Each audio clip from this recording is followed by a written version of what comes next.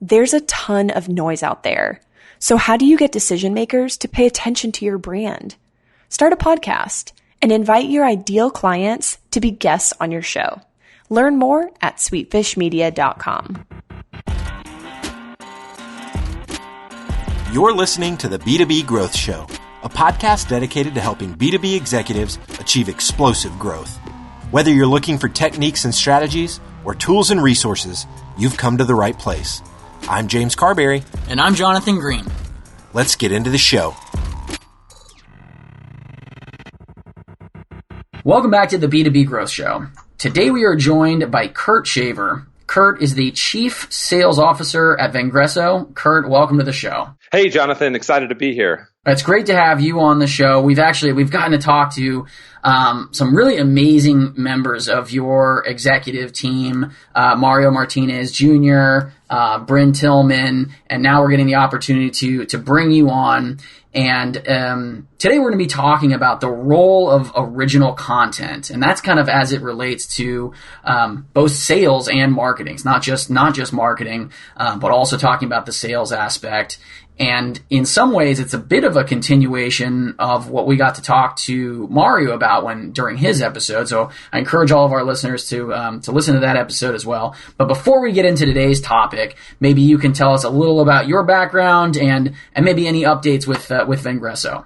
Sure. Thanks, Jonathan. Yeah. So my background is really in corporate sales. I was in the tech business for about 20 years, everything from starting in sales to working my way up to the VP of sales of a global software company. And then in 2008, I went out and started my own sales consulting business.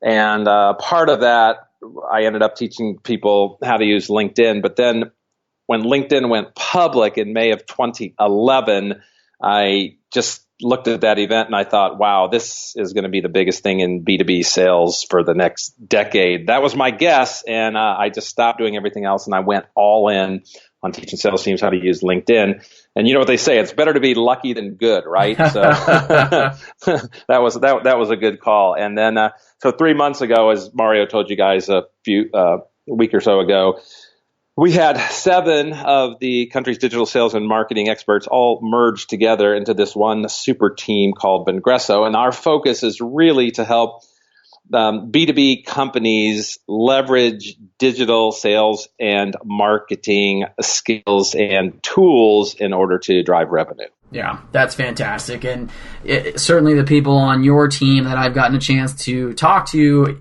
and or interview on the show definitely know their stuff. So congratulations on the current success of Vengreso. And like I said, this is a bit of a continuation, but we're going to be talking about some new stuff as well today on this episode. Before we started recording, and we were talking about what might make for some strong content for our listeners and who our audience is. We had started to touch on this idea of inbound content marketing. And, I think most people are familiar with it, but, Kurt, tell me a little about what this idea of inbound content marketing means, at least for you. Well, for me, it's just a way to attract people to you. It's a way to increase your visibility and your credibility. And that could be either viewed from the lens of a marketing person when they think of the company's brand, or it could be viewed from the lens of a salesperson when they think about their individual brand. But, it basically all comes down to the fact that the internet shifted the power in terms of the buyer accessing information. So they did, Jonathan, when I started selling, the salespeople or the customers would eagerly await my arrival at their office because I was the keeper of the information, right? That was 30 years ago. That is no longer. They can access anything they want off the internet. And so marketers realized that the whole idea of inbound content marketing was a way to build visibility, increase credibility, and attract people to you. So and again, that's probably been going on in marketing for 10 years-ish, but it's the advent of social networks and really the emergence and popular of social networks that now gives that same kind of content distribution power to the hands of the individual. And while it can apply to any employee in the company, certainly salespeople are the best equipped for a number of reasons to be the company's greatest content distribution resource. Yeah. And I think as we talk to so many guests and so many professionals and executives and this idea of aligning sales and marketing, it's exactly what you're talking about. I mean, you have salespeople, the role that's evolved over the last 30 years, changing into this idea that they can be your greatest content distribution channel. So including them in this discussion is not just valuable, but necessary. So Kurt, let's talk a little about sort of this idea of, okay, so how much of this is a sales role and how much of this is a marketing role? Kind of where is the overlap, and are there any hard lines that need to be drawn between the two? Well, the hard lines are quickly disappearing. I mean, again, with the perspective of 30 years in biz, I say that never before has the possibility and really the need for sales and marketing alignment been greater. And that's because really marketers are becoming more like salespeople and salespeople are becoming more like marketers. And what I mean by that is when I say marketers are becoming more like salespeople, what I mean by that statement is, marketers used to be Don Draper and Mad Men and thinking up creative Coke commercials in this suite over a martini lunch, right? It was totally creative. Marketing used to be creatives. Now marketing is more data scientists than they are creative, right? So they're all about the numbers. They're all about the analytics. They're all about A/B testing and splits and everything else. So I was at an IBM conference 3 years ago, and they had just released a research paper. And they said by 2017, the CMO will spend more money on technology than the CIO. Well, that sounded like a bold statement in 2014, but we are now here. Yep. And so that's what I mean by marketers being more salespeople, that they're sort of numbers driven. When I say salespeople are becoming more like marketers, it's like, oh, now they have the keys to the content castle, right? Because the platforms give them the distribution and the content in many cases is easily accessible. They can each individual can build their own audience, and they can build their own content distribution source, and they can build their own brand. And so a veteran salesperson just a lot of times just doesn't have that they don't have the mindset of an individual professional brand, and so that's where we got to start. Mm-hmm. In your mind, there are three main areas of content. Let's kind of dive into that. Yeah. So again, if we look at a B2B cooperation between sales and marketing, so the baseline, the foundation of a type of content would be company created content, things that your marketing department, right, that has the skills, they have the staff, they have the resources, they have the Photoshop, they have whatever they need. They are creating that content that's going on blogs and brochures and white papers and infographics and everything else. So that's table stakes, and absolutely the sales team should be sharing relevant content for their market that comes out of their content, that comes out of their company. Mm-hmm. Level one. Okay. Level two, and now I'm mostly stepping into sales, although marketing can still do this a little bit. But level two would be general industry information. So it's not your company propaganda, but it's what is happening in your market, right? Of marketing automation, supply chain management, hospital IT, staffing, whatever your industry happens to be. It's what's happening there. And that's in your industry magazines, your trade associations, just, whoever the influencers are that are talking about your industry. But the area that fascinates me, because I'm a sales guy and because it's the cutting edge frontier, barely scratched area, is number three. So number three is original field generated content. That usually means salespeople generated content. Now, when I say original sales generated content, usually both marketing and salespeople all go, right? They pucker up because marketing is worried that some rogue salesperson is going to just completely shatter the brand, and sales thinks to themselves like, I don't have time to write a blog, right? So it's a fun, controversial subject, Jonathan. But here's the thing. So when I talk to salespeople about create original content, that doesn't have to mean writing a blog. There are a lot of other things, in some cases more effective things, that take very little time. Let me give you a really hard example that is as far away from tech as you could believe. A lot of times people think only Silicon Valley SaaS tech companies are doing this, content, social sharing. Okay, how far away is this? So one of my clients, 100-year-old roofing supply company based in Cleveland, Ohio. Okay. Is that far enough That's for you? pretty, yeah, that's a pretty polar opposite away from Silicon Valley SaaS, yeah. Yeah. Okay. So they went through some social selling training. One of the sales guys, not me, he thought it up. One of the sales guys thought, hey, wait a minute. I'm up on roofs every single day, and I'm looking at them, and I see the problems like this drain is improperly stalled. This flashing is coming up. This is the right kind of sealant used here, right? So what did he do? He started taking pictures of it with his iPhone, and he posted up, and he say, this is the improper flashing to have on a flat slate roof of blah, blah, blah. And he'd take a picture of it, and he'd say, what they should do is blah, blah, blah, blah. So he is an absolute expert, and he is literally out in the field. They call it boots on roof, right? So he takes this, and he just starts. He's just knocking up 4 or 5 a week of these. Well, who is his audience? His audience is maintenance engineers, facility managers, building owners. And all they see is this guy identifying problems and how to fix them all the time. And his business just goes, literally say it. through the roof. Right?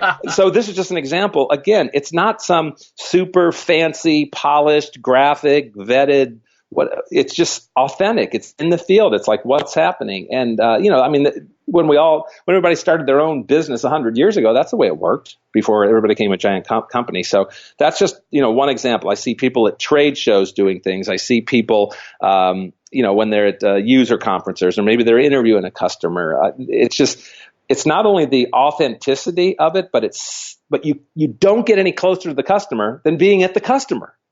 Right. So that's why I love this the final frontier of original created field content and leveraging it through social networks. Yeah. Well, so, it's a fantastic concept. I think 2 things spring to mind. I guess number one, the example of the roofer who is also the salesman. I guess it doesn't always seem to be that clean. It doesn't always seem to be that the salesman is or the person in sales is also the one strictly implementing, troubleshooting. That overlap isn't always as almost 100% as it is in this example. So, are there ways if you're in sales but you're maybe not quite as involved as this roofer in the example, is there an ability to create original field generated sales content without it also coming across as very salesy? Yeah, so here's a perfect example from it. Again, completely different industry, and I like a unique twist to this example. Okay, so one of my clients was insurance brokerage. Okay. And these guys happen to be in North Carolina, right? Now, if you will recall about 4 or 5 years ago, we had 2 really brutal winters in a row on the East Coast. And North Carolina does not get single digit temperatures very often. It's like every 20-year kind of a thing. Mm-hmm. So there was an article in the paper that said obviously you see weather coming 3-4 days ahead. And there's an article in the paper that said single digit temperatures coming to the Carolinas. Okay. Well, this guy was a property and casualty insurance agent. So his business was protecting his clients' businesses. So he saw this article in the newspaper, single digit temperatures coming. And what he realized was, hey, people in North Carolina don't really know how to prevent frozen pipes because it doesn't happen to them very often, right? So he went on to how to or about.com or something. So he found an article that said how to prevent frozen water pipes, right? And it's all the things that we know in the upper Midwest, wrap them in towels, open the cupboard of outward wall facing pipes, leave the water dripping at night, right? All these things we know. But it was listed there in this article. And then he posted it up on LinkedIn so all of his network could see this 3 days before it started. Mm. Now, he said he never got more engagement, comments, likes for anything he'd ever posted on LinkedIn. And if you analyze that, think about what happened. He's in the business of protecting businesses. Now, do you think he wanted his clients to come back that next day to frozen water pipes and their office was flooded? No, that would probably not be good protection. So simply by sharing, and again, this is not This was not from his company. Let's think of the stacks, right? This was not from stack 1. This wasn't from his company. This was not even from stack 2. This wasn't about, legislation in North Carolina is changing property and cash. No, this wasn't even an insurance thing. This was like just pure common sense. It was very insightful common sense, but it had nothing to do with his company or his industry. It was just that, it's going to be cold. Here's how you protect your business from frozen pipes flooding your office. And I'm going to share this information with you, right? So that, and not salesy, totally helpful. Yeah, I was just going to say that certainly the 2 examples you provided, I mean, they have a very authentic, genuine feel to it. And I think a lot of times there is that immediate pushback when it comes to sales. People have maybe an image in their mind. They don't want to feel like a high pressure sales situation. So both of those examples are fantastic of, hey, this is authentic. This is genuine information. It's designed to help because I'm out in the field. This is what I'm seeing. Certainly not a sales element to it. The sort of follow-up question that I had thinking about this idea of original field generated sales content is also that, is there a place for overview, review, supervision? I mean, we've touched on the fact that marketing, when they put out a new piece of content, it's gone through the proper channels. That there has been oversight. There has been, it has been signed off because it's gone through graphic design and copy and editors. So you want to put out content quickly, effectively, authentically. So, how much overview or supervision would you say is pertinent or relevant or important, especially when you're dealing with a group that maybe is just now getting used to this idea of putting out their own original content? That's a great question. First, I want to use this question to acknowledge we absolutely recognize certain industries are regulated, like financial services and medical industries, and you can't say anything basically that hasn't been vetted by marketing. Forget it, legal, right? So that's one issue. But even in outside of that, in a general context, yeah, absolutely. I have clients that have set up processes, and a blog is probably a better example of this than some of the quick things I just mentioned. So let's say somebody wants to blog. So I actually have some clients that have set up a review process, and they say, hey, look, we realize most salespeople, you're not necessarily writers, and we'll proof it for you, and let's just make sure it's kind of in line and things like that. So they've actually set up within their marketing, like, hey, submit it into here. We'll tighten it up and clean up, make sure grammar, do a little proofing, and we'll tweak it a little bit.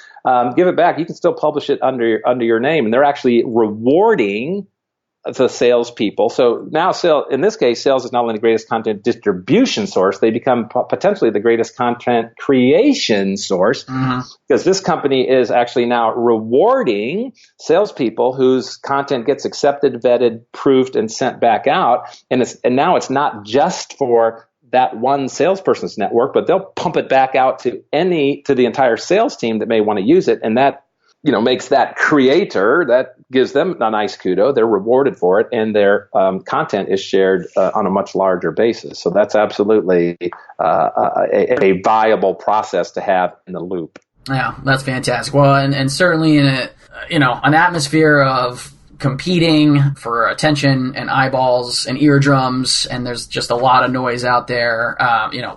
Being able to come up with relevant content and then distribute it is such an important part of the process. And, no matter what industry you're in, if you're trying to grow your business, that's relevant. So, Kurt, I think this has been some really tremendous content. We really appreciate you taking some time out of your schedule to join us on the show today. I'm sure you could talk more about this. And so if any of our listeners are interested in, finding out more, connecting with you, or again, finding out more about Vengreso and the amazing things you and your team are up to, what is the best way for them to go about doing that? Well, for myself, I'll just point you to LinkedIn. Go ahead and send me a LinkedIn invitation. Make sure and mention you heard me here on the B2B Growth Show with Jonathan Green. Or you can go visit my company website, which is vengreso.com, and I'm sure that'll just all be in the show notes if they're looking for spelling. Yep, absolutely. Kurt, again, thank you so much for your time today. It was a pleasure having you on the show. Great. Thanks, Jonathan. To ensure that you never miss an episode of the B2B Growth Show, subscribe to the show in iTunes or your favorite podcast player. This guarantees that every episode will get delivered directly to your device. If you'd like to connect with B2B executives from all over the world, make sure to join our private Facebook community. There are some incredible conversations happening inside this group. To join, visit b2bgrowthshow.com/FB. Thank you so much for listening. Until next time.